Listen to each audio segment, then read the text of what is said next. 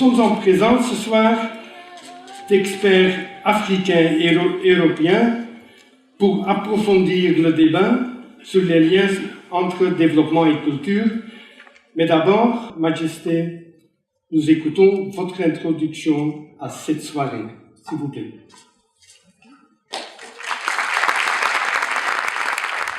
Je félicite Africalia et la coopération belge au développement qui ont fait preuve d'originalité et d'audace en choisissant ce thème à l'occasion du lancement de l'année européenne pour le développement 2015.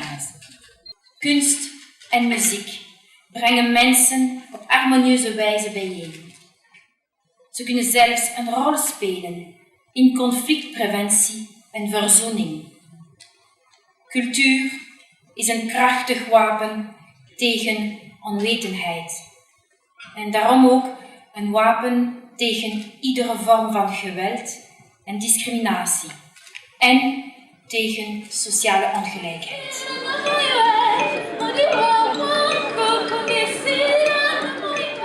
Indeed, development policy without sufficient ownership and without sufficient local support is an approach that does not take into account the richness of the cultural diversity, and it is, right from the start, doomed to fail.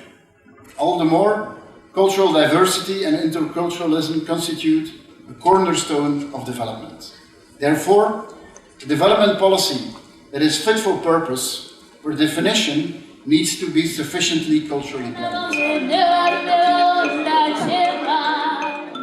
We can have a different type of cooperation. We can make sure that we can work with societies in our partner countries in a way which is not violating traditions and culture, but which is also, as I said, transporting European values.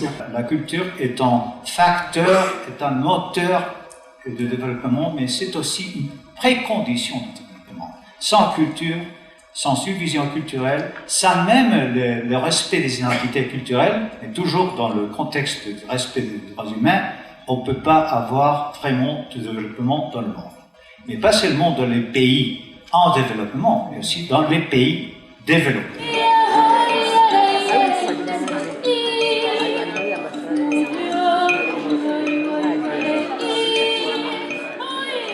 La raison du pourquoi la culture est un facteur clé de développement, elle est déjà derrière nous. Notre problème maintenant, c'est comment concrètement on l'applique sur le terrain. La culture, à l'inverse du coltan, du diamant ou du pétrole, c'est illimité, c'est non polluant et c'est pas facteur de guerre, alors là pas du tout, c'est facteur de paix.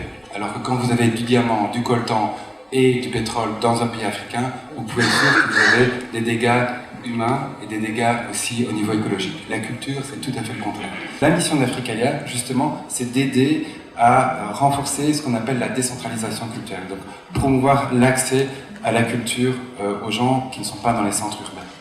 Nous avons un territoire de 26 000 km et 800 000 habitants. Mais le projet culturel du FESFOC permet de distribuer la culture, de la partager sur le territoire régional. Donc on valorise les talents locaux.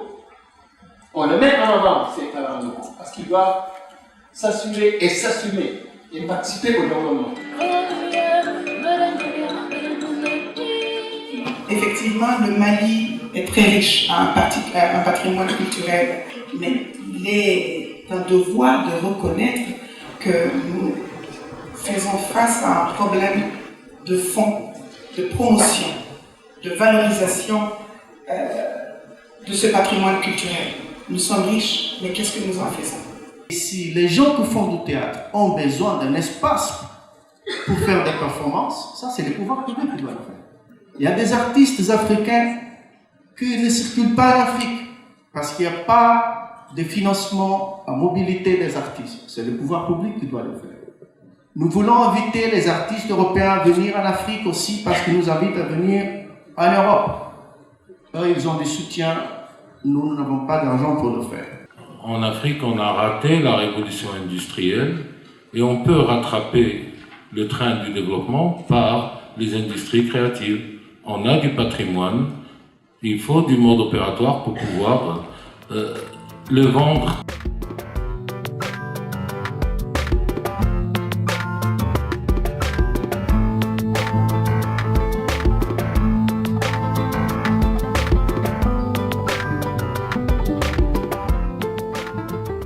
Il est évident que les éléments qui ont davantage participé à une prise de conscience citoyenne pour que les gens puissent sortir et exiger, non pas du pain et de l'eau, mais exiger la dignité, exiger la gouvernance, exiger la pudeur, exiger la sobriété de la part du gouvernement, eh bien, c'est la création artistique et culturelle. Et c'est bien là que les artistes peuvent aujourd'hui, dans notre monde, jouer leur rôle d'artistes citoyens capables d'animer le débat social, de porter la conscience de leurs rêves dans la conscience de leurs concitoyens et participer comme ça à l'élargissement des libertés.